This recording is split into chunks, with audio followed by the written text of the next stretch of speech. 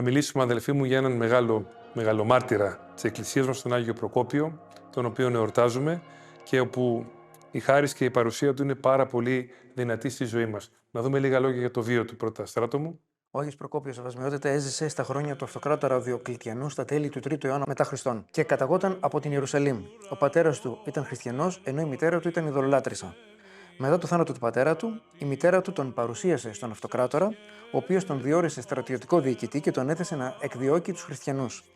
Καθώς όμως ταξίδευε για την αποστολή του, συνέβη κάτι το οποίο του άλλαξε ολόκληρη τη ζωή. Μέσα σε αστραπές και βροντές, άκουσε μία φωνή να τον καλεί και είδε μπροστά του έναν φωτεινό σταυρό. Τότε άκουσε τα λόγια: «Εγώ είμαι ο εσταυρωμένος Ιησούς, ο Υιός του Θεού». Αυτή η εμπειρία λοιπόν συγκλώνησε τον νεαρό τότε Προκόπιο, ο οποίος πίστεψε στον Χριστό και άλλαξε καθολική πορεία ζωής. Επιστρέφοντας μάλιστα από μία νικηφόρα αποστολή, η μητέρα του προσπάθησε να τον πείσει να θυσιάσει τα είδωλα. Κατάλαβε όμως ότι ο γιος της είχε γίνει χριστιανός και η ίδια δεν δίστασε να τον προδώσει στον αυτοκράτορα. Στη συνέχεια οδηγήθηκε στον ναό των ειδόλων, όπου με την προσευχή του κατάφερε και συνέτρεψε τα είδωλα. Το θαύμα αυτό είχε ως αποτέλεσμα να πιστέψουν στον Χριστό και πολλοί, ανάμεσά τους και η μητέρα του. Τελικά, ύστερα από φρικτά βασανιστήρια, αποκεφαλίστηκε λαμβάνοντας το στεφάνι του μαρτυρίου. Η μνήμη του τιμάται στις 8 Ιουλίου. Ένα ακόμα χαρακτηριστικό παράδειγμα ενός στρατιωτικού Αγίου, όπως ο Άγιος Δημήτριος, όπως ο Άγιος Γεώργιος, που τιμούμε ιδιαίτερα στην Εκκλησία μας. Ένα ακόμα παράδειγμα ενός Αγίου, ο οποίος μέσα από τις επιλογές του, μέσα από την δυνατότητα να αφήσει κάθε τι πρόσκυρο και εφήμερο το οποίο του προσέφερε η στρατιωτική εξουσία, επέλεξε να οδηγηθεί στον μόνο και αληθινό Θεό, στον Ιησού Χριστό, να μαρτυρήσει για Αυτόν και να μπορέσει με το αίμα του να συμβάλλει και αυτός στην μεγάλη χωρία των μαρτύρων, όπου το αίμα τους, ιδιαίτερα τους 3 πρώτους αιώνες, ήταν απαραίτητο για να μπορέσει να ποτιστεί το δένδρο της Εκκλησίας και να γιγαντωθεί και να φτάσει η Εκκλησία μας να είναι αυτό το οποίο είναι σήμερα. Το απαραίτητο το λέω γιατί τότε οι διωγμοί είχαν κατά κόρον, ανέφερε στο όνομα του αυτοκράτορα Διοκλητιανού, ενός Ρωμαίου αυτοκράτορα, ο οποίος συνδέθηκε με πάρα πολλούς διωγμούς στους χριστιανούς, γιατί ήθελε να πολεμήσει τη νέα αυτή θρησκεία όπως πίστευε και ματαιοπώνησε, με αποτέλεσμα βλέπουμε ότι όπως το πρόσωπο του Αγίου Προκοπίου και άλλα πρόσωπα Αγίων της εποχής εκείνης, να συντρίβουν την πίστη στην ειδωλολατρία, στους παλαιούς θεούς, να φαίνεται η ανθρώπινη πλευρά στους θεούς αυτούς και να οδηγούνται οι άνθρωποι πολλές φορές στο να πιστεύουν και εκείνοι στον μόνο αληθινό Θεό, με αποτέλεσμα να εξοργίζει περισσότερο τους διώκτες και να οδηγήσουν τον Άγιο Προκόπιο στο μαρτύριο.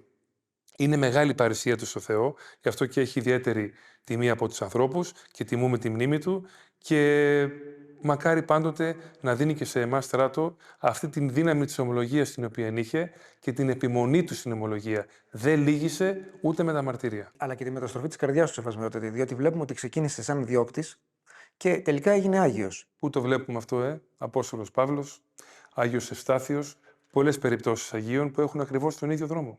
Πάλι, Ευασμιότητα, βλέπουμε όμως ότι σε μια εποχή σαν τη δική μας, που οι άνθρωποι συχνά συνηθίζουν να αλλάζουν προσωπία, ας το πούμε έτσι, εντός εισαγωγικών, πόσο εύκολα μπορούμε να μιλήσουμε για μεταστροφή καρδιάς? Κοίταξε να δεις, ο Θεός δίνει σε όλους τους ανθρώπους την ευκαιρία να μπορέσουν να έρθουν σε επίγνωση των αμαρτιών τους και να οδηγηθούν στην αληθινή πίστη στον μόνο αληθινό τριαδικό Θεό. Έτσι λοιπόν όλοι θα λάβουμε την ευκαιρία αυτήν κάποτε στη ζωή μας και η επιλογή είναι δική μας. Όσοι θέλει ο πίσω μου ελθύν, ο Χριστός μας το λέει ξεκάθαρα, όποιος θέλει θα με ακολουθήσει και όποιος θέλει θα σηκώσει το σταυρό μου. Γιατί πρέπει να πούμε ότι η επιλογή να είσαι χριστιανός συνοδεύεται από μαρτύρια, στην εποχή μας μαρτύρια ηθικών διλημάτων, μαρτύρια τα οποία έχουν να κάνουν με την καθημερινότητα που ζούμε, τα μαρτύρια που μπορεί ο άνθρωπος να αντέξει στην εποχή μας. Όλα αυτά ακριβώς επειδή μας δόθηκε η επιλογή και επιλέξαμε ελεύθερα να ακολουθήσουμε και να πιστέψουμε στον τριαδικό Θεό. Άρα λοιπόν και η εποχή μας έχει τις δυσκολίες της, όπως έχει κάθε εποχή, αλλά και η εποχή μας έχει τους Αγίους της.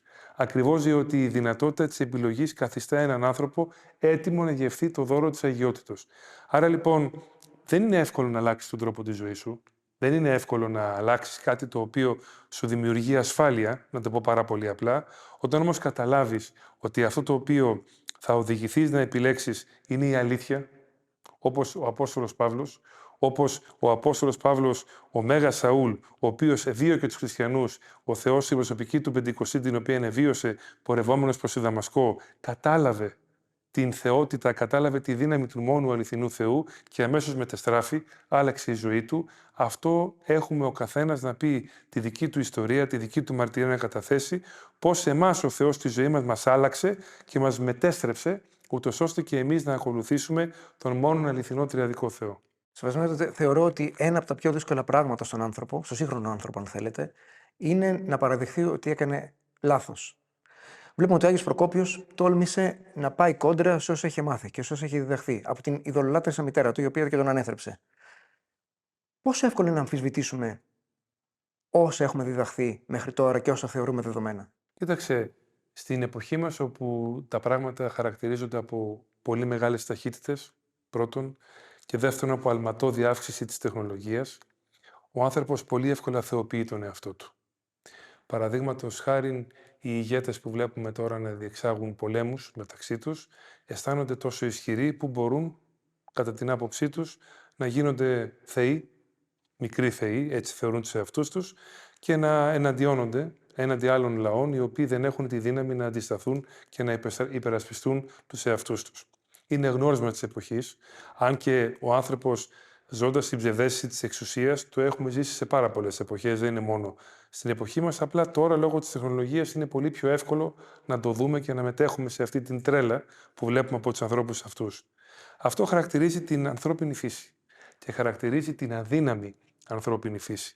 Την ανθρώπινη φύση, η οποία δεν έχει παιδεία, πρωτίστως παιδεία θύραθεν, να γνωρίζει το τι πραγματικά σημαίνει γνώση και εφαρμογή της στη ζωή μας, και ταυτόχρονα δεν έχει την πνευματικότητα της σχέσης με τον Θεό.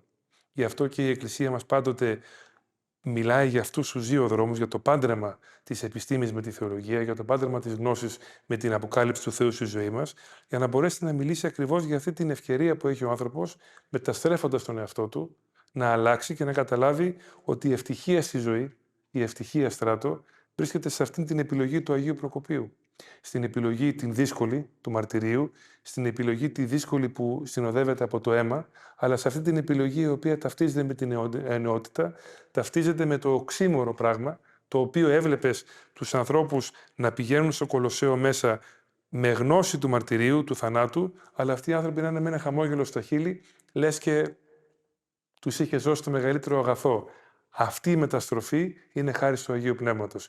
Και αυτή τη μεταστροφή μπορούμε να τη ζήσουμε στην εποχή μας, μπορούμε να τη βιώσουμε, φτάνει να ακολουθήσουμε και εμείς πιστά τον μόνον αληθινό Θεό και να παρακαλέσουμε τον Άγιο Προκόπιο να μας δώσει και σε εμάς αυτή την θεία μεταβολή. Να αλλάξουμε γινόμενοι περισσότερο άνθρωποι του Χριστού παρά άνθρωποι του κόσμου.